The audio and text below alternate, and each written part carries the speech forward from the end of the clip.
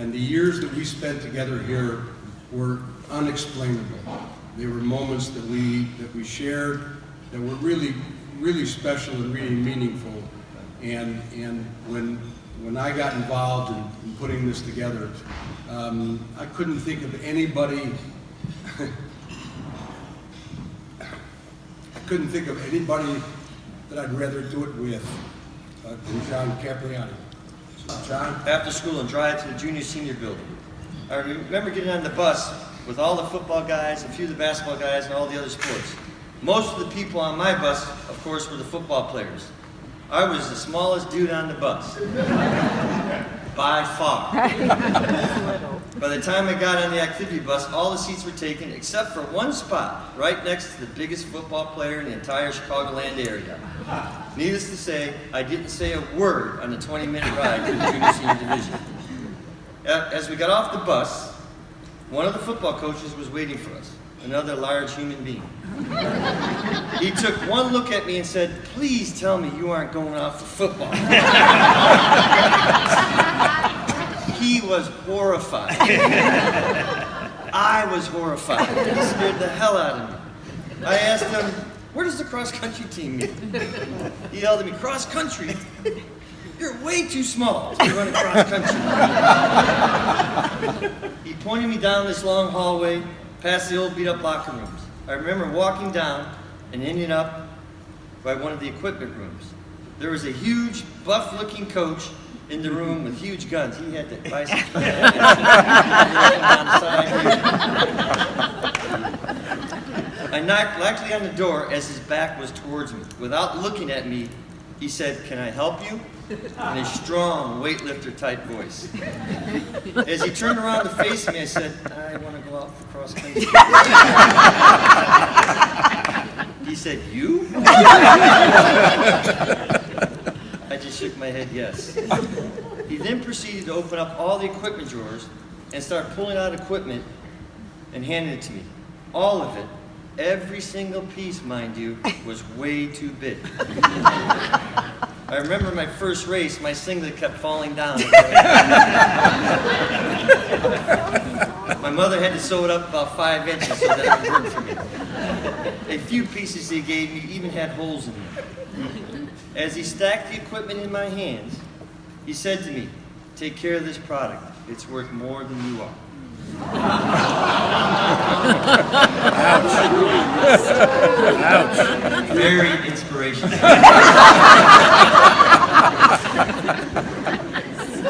Little did I know that this conversation would start a 45-year relationship with Coach Miller. Oh.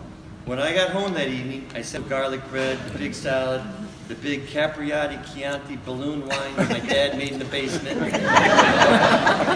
The whole thing was going on. The first thing my dad asked me was, "How was cross-country practice today? Did you meet Coach Miller?"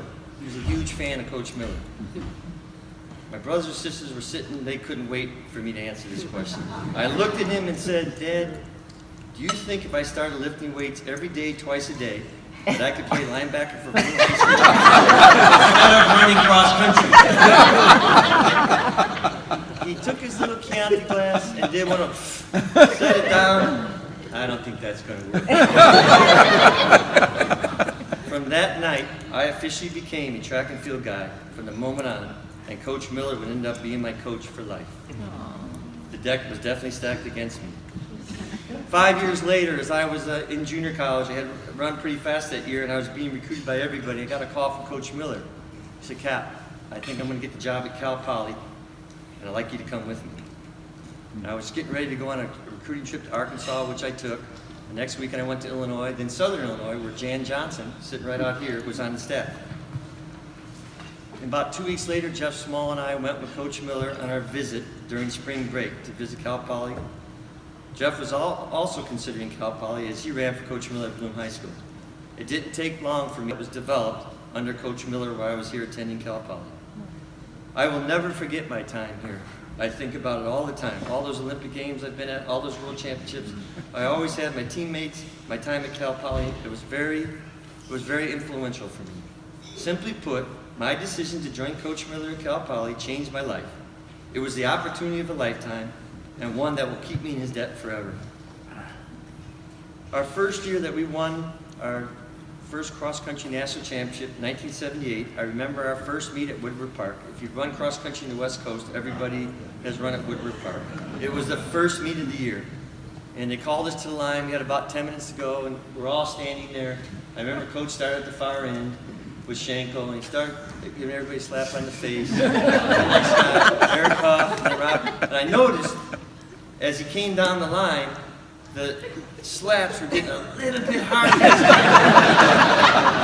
The last three guys, I think it was Mitch, me, and that skinny little Ricket from Petaluma, Danny Albert. And I started, shaking. I'm like, wait, this guy, next guy, bam. He gets to me, he gives me a good one on the side of the face. I'm like, wow, that was a good one. Next guy was Danny Albers, and I don't know what happened, but he caught Danny really hard. Danny's knee went down like this, he had his knee in his face. Danny was pissed. I'll never forget that. I think those 6 or 7 slaps in the face set us on our way to the first of 5 national championships. I never used that technique when I coached. It worked very well. Years later, after I got out of college coaching, Coach Miller asked me to join him at Nike. He was this global sports marketing director. I started there as a field rep and running track and field. My job was to recruit athletes, service athletes, and develop relationships. When I got there, I was trying to plan on what athletes we would sign going into the 1996 Olympics. I had the budget. I remember going over it, and one of our best athletes, one of the athletes that I thought most strongly about, they hadn't planned to re-sign. So I remember working, trying to figure out how we're going to re-sign this guy, how I would get the money for him. And once a month, there's a Wednesday meeting at Nike. That's where the biggest sports marketing issues of the time are discussed, whether it's global soccer, football, basketball, it doesn't matter. My boss, Rudy Chapp at the time, was out of town in Kenya. He said, Cap, you're going to have to go to this meeting. If you want this athlete that bad, you're going to have to go to this meeting with Phil Knight and his lieutenants and make your case. I remember going down to Steve Miller. I wasn't looking for a slap in the face, although I could have heard one, used one because I was so worried. I remember sitting there with him, Coach, what are we going to do? He goes, no, they hired you to do a job. You've been involved in sport forever. You need to go in that room and tell them what you think. So I said, but you're going to be there. You come back. He goes, no, I'll be traveling that weekend. So, of course, just like a visit to the dentist. For the next 4 days, I worried about this. Finally, we had the meeting, and it was a long list of, we were just getting in international football or soccer at the time. There was a lot of arguing in that room. It was, and I was the very last item on the list there. We had the meeting. I made my argument. At the end of the day, we got the money. And a year and a half later, Michael Johnson, with the gold shoe, was the hero of the Atlanta Olympics. I credit Coach Miller.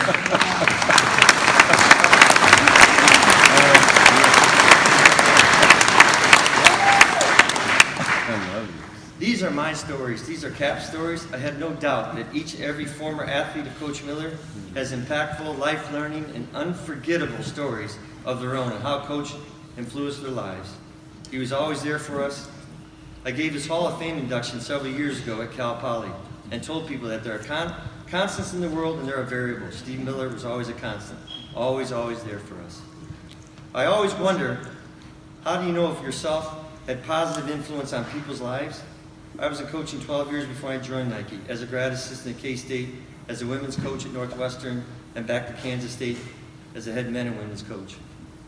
One thing I always enjoyed most was when one of my former athletes called me and thanked me for the times we had together, the passion I had in trying to make them better, all of whom I've got from Coach Miller, and the appreciation and dedication for trying to make them better. The best you can be is what counts in this sport and what's important to you. And Steve Miller gave me those traits. Coach Miller handed down many life lessons to us. That's indisputable. And I assume he handed down those learnings to many people in this room tonight. Did Coach Miller influence others? I'll let you decide. Did he have a positive impact on people's lives? No doubt. You only have to take a quick look around the room to answer that question. People came from all over the country to be here to show their support and love for Coach. Last night, I put together a list of schools where former athletes of Steve Miller's have worked. The Coach Miller coaching tree, if you will. I like to read them off in no particular order. I have no doubt I missed a lot, and I didn't even hit the high school zone where there's probably 3 dozen coaches in there. University of Arkansas, Kansas State, University of Wyoming, Marshall, TCU, Arizona State, University of Arizona, Northwestern University, University of Illinois, SMU, Stanford, Kennesaw State, San Diego State, Washington State, Sonoma State, San Francisco State, Cal Poly, Indiana State, Duke University, University of Toledo, Northern Illinois, University of South Carolina, Mesa College, Barton County College, Cuesta, Contra Costa. One day I'd like to sit with some of the alumni and figure out who all the high school coaches were. All these people were athletes. I coached these universities were athletes of Coach Miller. It's without doubt a testament to Coach Miller and the positive impact he had on all of our lives, that so many of us have chosen the same profession that he chose. Now the baton has been passed to all of us. Can we continue the Coach Miller legacy of coaching young people, teaching young people, molding young people into outstanding citizens, motivating them to perform and compete beyond their own imagination and ability level, teaching the meaning of accountability, to strive for greatness, to build a team identity or culture, and to assist in the betterment of society, so that those athletes can go on and tell their stories, just as Coach Miller did for us.